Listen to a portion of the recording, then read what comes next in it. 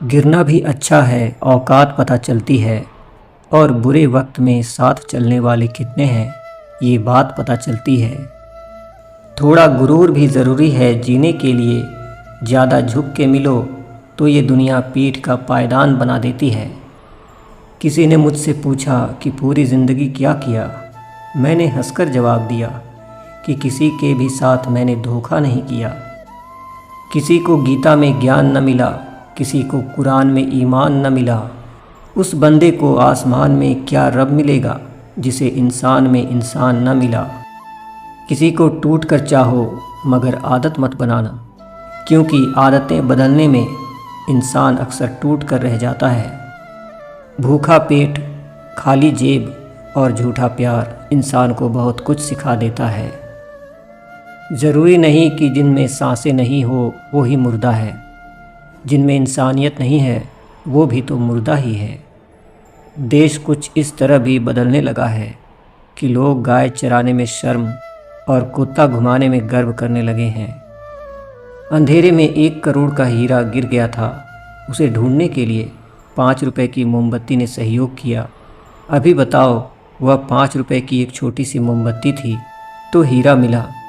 अगर उस समय मोमबत्ती काम नहीं करती तो हीरा कहीं गुम हो जाता। मोमबत्ती की तरह इंसान भी है। इंसान कितना भी छोटा हो, अगर वह सही वक्त पर काम आता है तो वह इंसान छोटा नहीं, सबसे बड़ा आदमी कहलाता है। जब पैसे कमाने की भूख इंसान के अंदर हद से ज़्यादा बढ़ जाती है तो वह अंधा हो जाता है। वह इंसानियत भी भूल जाता है। एक गरीब व्यक्ति था। वो एक सरदार जी के पास गया और बोला, मेरे पास एक खेत है जिसको आप 50,000 रुपये में ख़रीद लो। मुझे पैसों की सख्त ज़रूरत है। इस पर सरदार जी ने कहा कि आप खेत क्यों बेचना चाहते हो। उस व्यक्ति ने कहा, मेरी एक बेटी है और उसकी शादी मुझे करनी है। मेरे पास पैसे नहीं हैं। मैं ये खेत बेचकर उसकी शादी करूँगा। यह सुनकर सरदार जी ने आंखें बंद की और गुरु नानक जी का ध्यान किया। उसके बाद उन्होंने आंखें खोली और कहा, मैं आपके खेत को ले सकता हूँ, लेकिन 2 लाख रुपए में।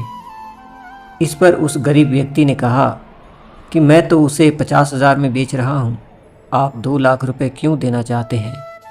सरदार जी ने कहा कि मुझे पता है तुम्हारे खेत की कीमत 2 लाख रुपए है, लेकिन तुम्हारी मजबूरी है जिसके कारण तुम इसे 50,000 रुपये में बेचना चाहते हो। लेकिन हमारे गुरु नानक जी कहते हैं कि किसी की मजबूरी का फ़ायदा उठा के कभी पैसा नहीं कमाना चाहिए। फिर सरदार जी ने थोड़ा सोच कर कहा, आप खेत भी अपने पास रखो।